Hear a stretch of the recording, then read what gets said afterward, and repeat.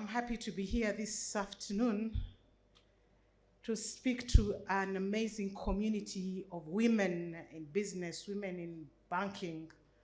My name is Mercy Kainobwisho, and I lead Uganda Registration Services Bureau as the Chief Executive Officer, the Registrar General, the Official Receiver, and the Accounting Officer, among many things. Yes, I need more instructions from the MC. Should I go on with my presentation? Okay.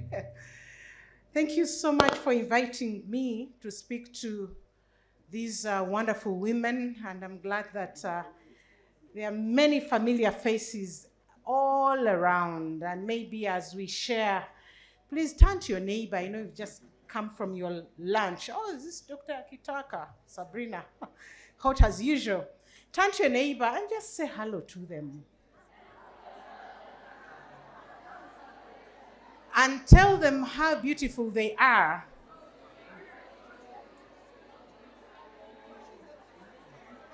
And assure them how the future is bright.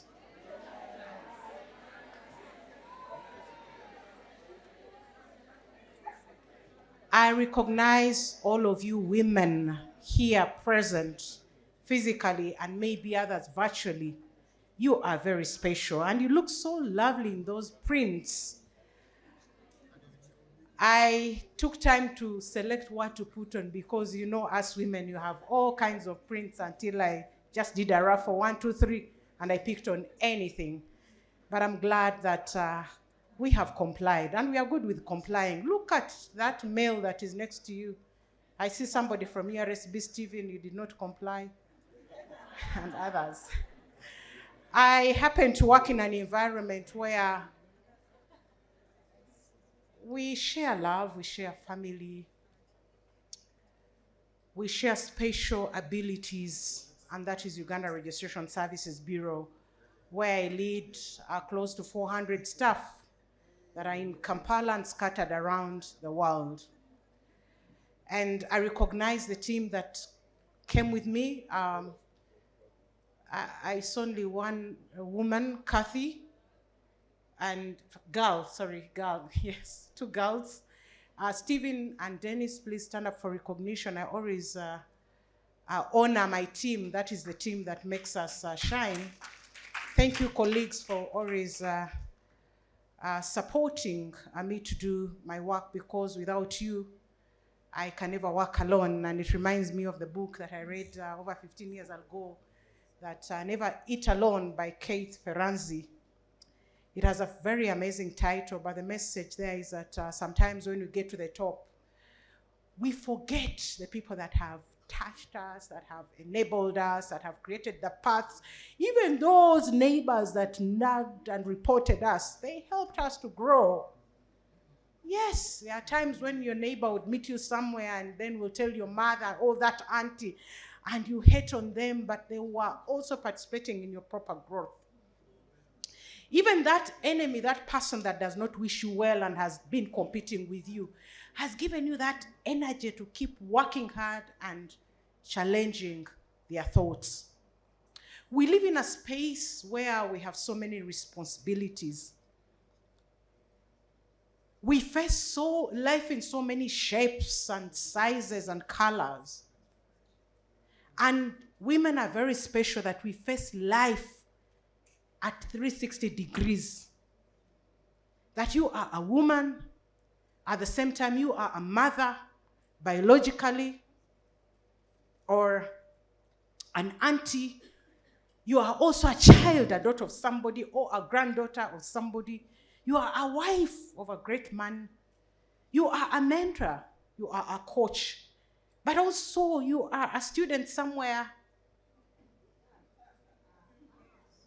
You are a business person. You are a CEO. You are a spiritual advisor, or you are a community person, because you have to go out there to the field to contribute to that orphanage, to support that community, to support that woman that has just gone through betrayal or heartbreak, or that man To encourage that person who has just wedded and somebody is posting on their TikTok or Facebook that it will end in tears. Women are special. So coming here this afternoon, for me, is an inspiration that we are here to tap from each other's energy. I know many people come with negative energy, others with positive energy, but I'm here to encourage you, have that, activate the positive energy. I have seen my OGs from primary school. Candy, where are you? St. Lucia's Primary School. I was so excited. Primary school, and here we are, and we are great classmates. Here we are. And when I look back at yesterday, your yesterday may mean 1986, for those who are in politics. Your yesterday may mean 2000, your yesterday may mean 1979, or 1960s. I recognize you, madam. You've done great, and in your literary works and in the community. I forget your name, but I recognize you. And of course, our dear Dr. Sabrina, I don't know how you do it, looking hot all the time, 24/7, young and available in Rotary, in medicine, in leadership, at the university teaching people. Oh, how many hats we wear.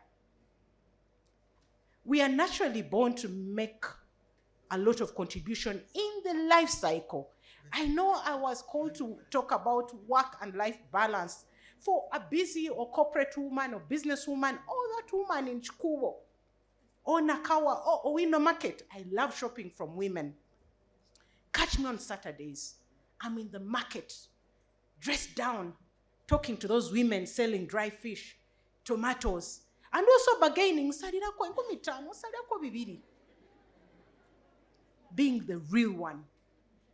This shows that you may on Monday be a CEO.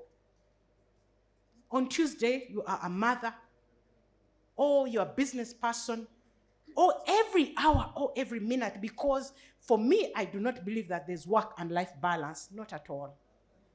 One has to suffer. There must be trade-offs. There can never be a work and life balance. It is either you integrate. Now I'm here speaking. If my husband called or my child called, I would send them a message. I tell them, please hold on. If it's an emergency, I'll step out. Because any time is mothering time, any time is wifing time. Because family is key. Even as we progress, as we make the money, as we build our councils, build our careers, never forget that family matters. We start with family and we end with family. Yes, we put our energies in these places of work every day from 8 to 5. Even some on weekends, especially for you bankers. But that is your job requirement. And I'm not saying that you abandon that, because you sign up for these jobs after reading the contracts, the terms of contract. So it comes with benefits and costs. But when you do a cost and benefit analysis, you have to analyze that there's time for everything. A time to be a leader, a time to be a beautifier, a time to be a mentor, a time to be anything. But the special thing with women is that we never leave our hearts anywhere. We move with all hearts. Whereas Mr. Samuel Bakutana, my brother here, has left the wife charity handling the children affairs, the home affairs. He doesn't know what is on the menu. He'll find the food there ready for him. He's here writing books, encouraging, inspiring, being an MC in all these places. In the boardrooms, making decisions. I'm in the boardroom, but I have to step out to pump out milk for my baby. I'm in the boardroom. I have to step out to attend to my husband, who is asking for where his socks are, the white ones. I have to step out of the boardroom to attend to my son, who is asking, Mommy, how can I switch on this? I have to step out for my daughter, who says, Mommy, I've seen my periods. How do I proceed? So as a woman, you must be switched on 24/7. There's no time for switching off. You have to be switched on.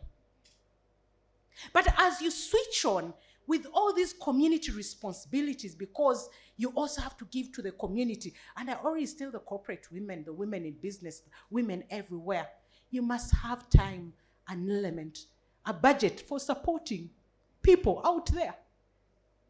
This morning, I called one of our former workers who was a records person. I always check on the former workers. And I said, hi, Mr. Tegule, how are you? How is it? I'm in retirement, madam, in the village. I'm like, yes, we shall also get there. I said, so where are you eating your money from? They're like, now what money, madam? You know, we have those chats.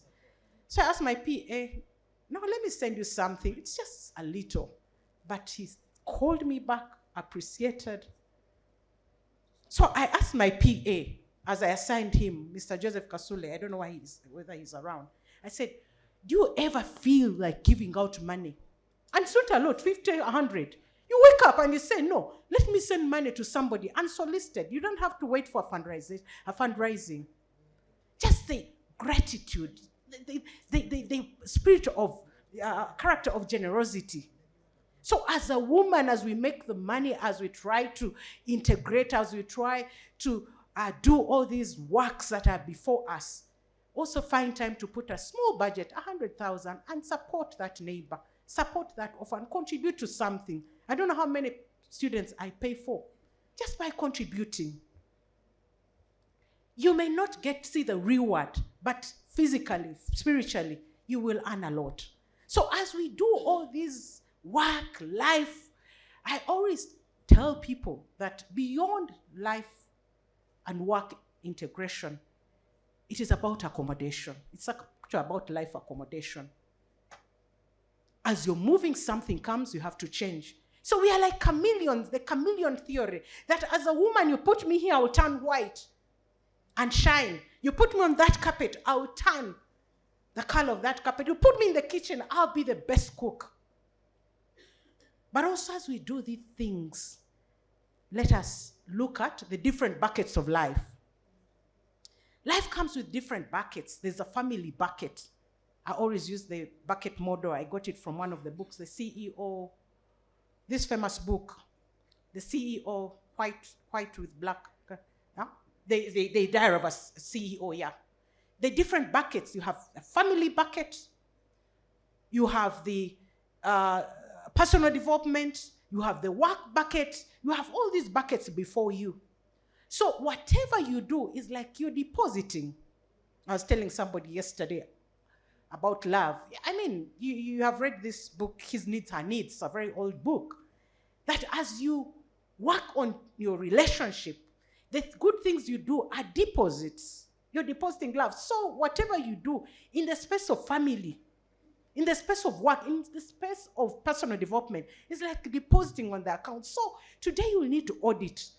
What is your work-life audit? In terms of family, how much time do you put? In terms of personal development. And now, the enablement is here. You can do courses online. You don't have to fly all over. You can do things on these online platforms, Udemy and Coursera and all these spaces. You can learn a lot. You can go on TikTok. It has different components of schools. But you have to have your mindset firm. Otherwise, there are biases that come with different people who have gone through different experiences, and they can easily sway you off. So you have to put the buckets before you every morning, and you say, what bucket do I have? The children are here. I have to pick them from school and have conversations with them and bond with them. And also we have to create bonding moments, colleagues, that we put a lot of energy on doing things for others, that we forget to go for that spa. We forget to go for that holiday. Because at the end of the day, yes, you're making money, but get a little and spend it on yourself.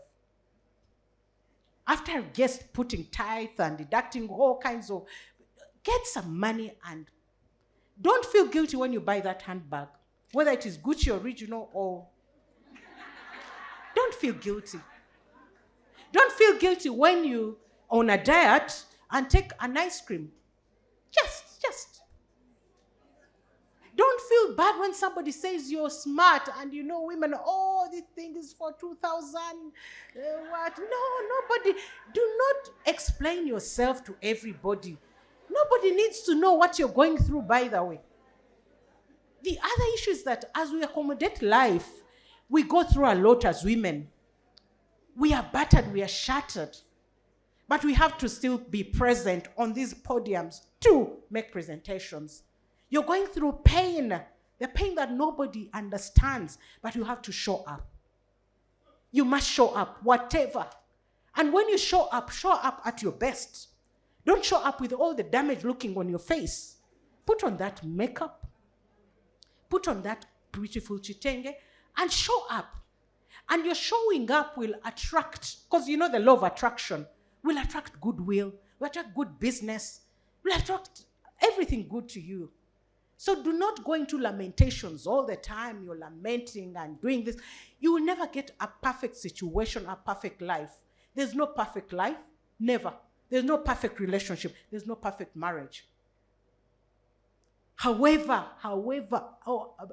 I don't know how many, even if you married 8 women, you never get a perfect woman. Never. So sometimes we run away from the battlefield thinking that we are going to get greener pastures or we are going to get better. Don't run away from the source.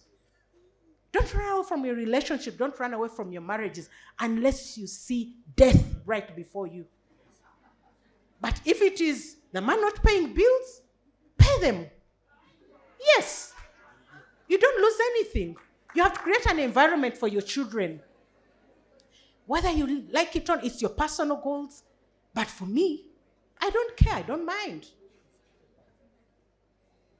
If it's somebody telling you that, well, I think you no longer work for me, you have put on that weight, it's okay. You go and look for that portable one. You'll find me here. And while you wait, know how to treat yourself, know how to care. Don't go on a revenge mission. Just work on yourself. Grow yourself spiritually. Grow yourself physically. Grow yourself. Look good for you because it all starts with you. And pray for them. Because sometimes we blame our spouses. And this is the men and women. And MC, you better time me. Because when I get onto the microphone, I'm just starting. You better time me. Sometimes we blame people in our lives, in our workspaces. Sometimes we blame people in our lives. We start with our homes. We blame this spouse, whether woman or man. We say, God, why did I make this? God did not make any mistake.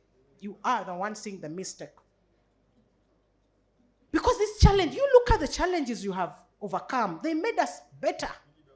We grew. So sometimes people make mistakes, especially our spouses, and maybe the men. Maybe you can see a mistake and say, no, this is not my husband. It is something else. So instead of running away from them or running away from your marital home or from your children, you say, no, let me pray for them. Let me be their doctor, because if I run away, it's going to get worse. Stay on your throne as a princess, as a queen, and God will do you good in his time. So do not give up. Those who went to Gayaza, I didn't go to Gayaza, I would go there for Scripture Union retreats, and some of my children went there. So Gayaza, they said, don't give up. Do not give up. It's not in words. Be patient with people, because people have been patient with you. I came at 1:45, and the team was not ready. And I told the organizers, just chill. I'm very patient. I'll wait. So I've been waiting since 1:45. I said, just take your time. I'll wait. So sometimes people, a time, where is the world going? Because if you have committed to attend this, you give it a day. Give it hours. And this is maybe my last point. Let's learn to prioritize. Don't take in a lot. Otherwise, it will break you. We have medical doctors in the room and mental specialists. Don't take in a lot. Don't say yes to everything. Learn to say no. The men say that they know of a woman is like, it is okay. Learn to say no. Say that today I am not coming for this conference. I have this, I have this. Even when we are gifted at balancing. So make time for yourself. Make time for your spouse. Make time for your studies. Upgrade yourself. Some of us are still relying on the knowledge of 2000. Some of you finished university in 2000. And you should recall that what you studied in university is no longer relevant. So how are you upgrading yourself? Look at those buckets on personal development. And maybe, who are you mentoring as I move to a close? Sometimes we are too selfish as human beings. Yes, we've made all this success. We have made all these connections. But what legacy have you set? What legacy? Do you know it is a paradox that you succeed in the space of work and fail in the family space? That you're leading 1,000 people, but you're failing to manage one man? That is how it is. So I'm here to encourage you that as we progress in our careers, let's not leave families behind. And it's not too late for those who have made families. It's not too late. It's not too late. Make time for yourself. Have those moments with yourself. Have conversations with yourself. Look yourself in the mirror and tell yourself the things that no man has ever told you. Sometimes we wait for men to tell us. Tell them to yourself. As we make money, let's invest because we don't want to be poor. The wealth creation models by women. Women are naturally wealth creators. We do not only create wealth, we also keep wealth. Go back to your grandparents, the memories of your grandparents. They had their bank here. I know my colleagues work with the banks, the Monas and so on. They had their bank on the belt. And your grandmother, you're going back to school. They untie. They give you the money, that blessing. They managed. They didn't have internet. They didn't have phones. They fed us. They educated us. They educated our parents who educated us. They gave us an environment. What environment are you creating for your people? At home? A clean environment? A godly environment? An environment that accommodates even that house assistant as your child without any segregation. And then when you come to the workspace, you'll be ready to provide an environment for everybody. I've been a leader since I was born. Right from nursery, I've been a leader. Leadership finds me. But I also went to school to study leadership because you can learn leadership. I wanted to be better. I know one of the books that you wrote recently on leadership, you showcased me, Honorable Leadership. So as a leader, we are natural leaders. And I have served in different spaces, in Rotary, in the schools where I've gone. So being a CEO at a young age was not a surprise. But also it came at a time when I felt I was not ready. I thought it was for people who are already in their 50s. I'm in my 30s. I'm kidding. I'm kidding. Sometimes you have to blow your own trumpet. And yes, women, blow your own trumpet. Talk about the good things that you're doing. So do not be dragged in petty wars. They waste a lot of time. So in the workspace that I serve, I made sure that every person has equal rights. I made sure that people go for courses, people get good salaries. People, Stephen and Tim, stand up and they see you. Stephen is not yet married. I'm trying to, yes. And Kathy. So, I mean, you create a good environment. Don't be selfish because it's not my money. Give people opportunities. And as women, as mothers, let's not hate on people.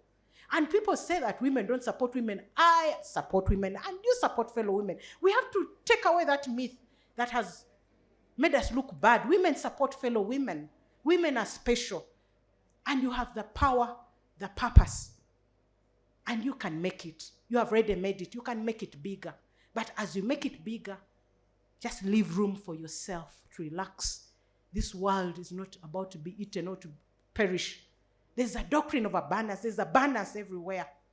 You can shine in every space. You don't have to kill somebody to shine. You can all shine in your spaces because God made us special and unique. I want to wish you the best, but also to assure you that it doesn't balance.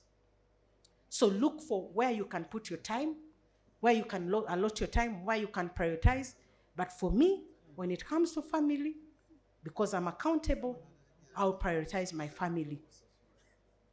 Because we have different families, the biological family, the family you come from, the family you create, the work family, the spiritual family. We have different families. but the family that surrounds you, the family that you have made, because your legacy will also be told at that level. Go and make success, go and succeed, go and excel, but also be selfish to some extent and look after yourself. At the end of the day, we are going to retire from these offices. We're going to retire from our businesses and hand them over to the different people around us. We have to make a life, and we have to have a life. Thank you very much, and I wish you the very best.